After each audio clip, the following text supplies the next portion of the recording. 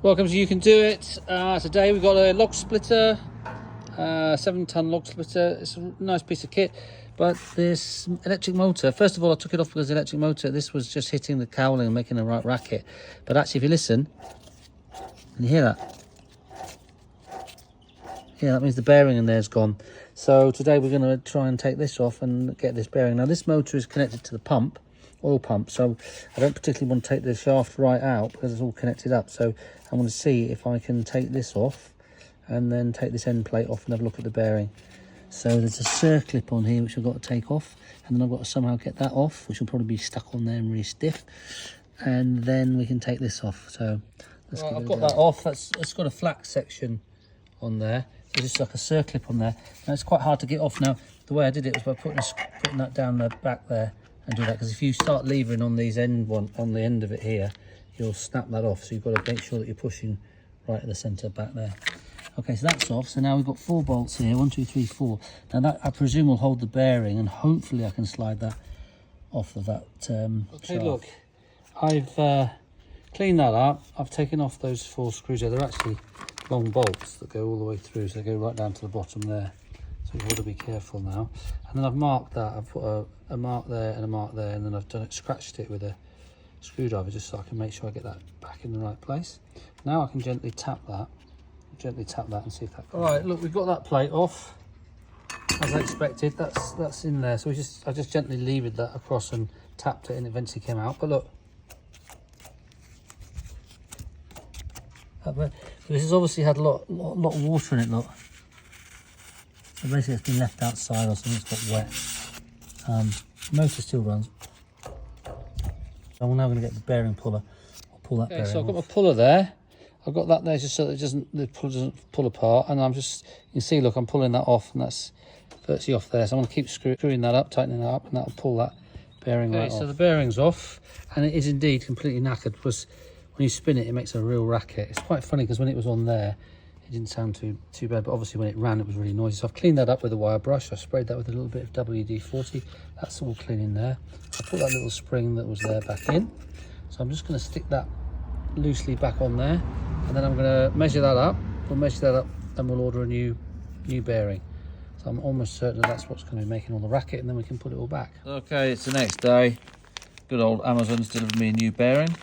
So I will take this back off again, and we'll start looking at putting the new bearing on. Now the new bearing, obviously it's got interference fit there, and it's got an interference fit here. Now I needed the puller to pull it off there, but I didn't need a puller to get this out there.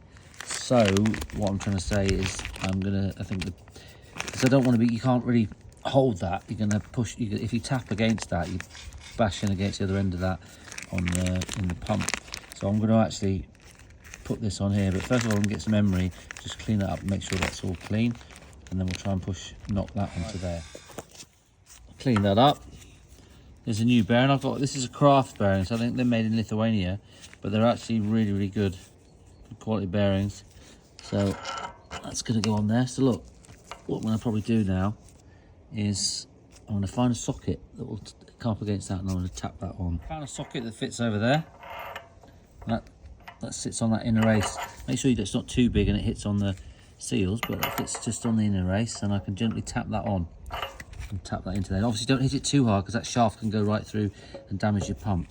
So I'm just going to do little gentle taps, and we'll tap that. All right, bit of gentle tapping there, nothing hard. There, it's all right.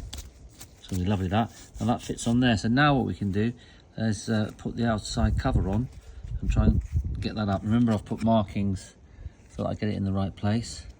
So let me try and put that up. So I'll try and tap that on. If it doesn't go on, I can just heat this up with a blowtorch a little bit on the outside to expand that, and that should fit in nicely. Use the same method there. Just put that over there. We just gently tap that on, and that's gone on nicely there. So now I'm just to get underneath and make sure I've got my marks in roughly the right place, and then we can put the bolts in there and tighten that back up. Right. So now the last bit, we'll do this by hand. Let's make sure they're tight. Yeah, it's all right.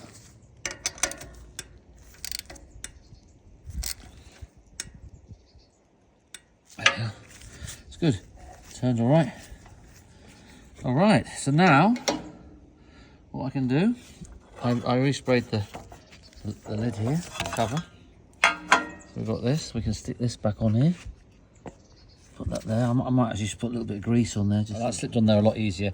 Now I've lost a circlip for that and it was a bit knackered anyway, so I need to go and quickly nip down the farm shop and I'll get a circlip, so I'll be back in a minute, and I think that's a 17mm shaft. I'll go and get a circlip for that.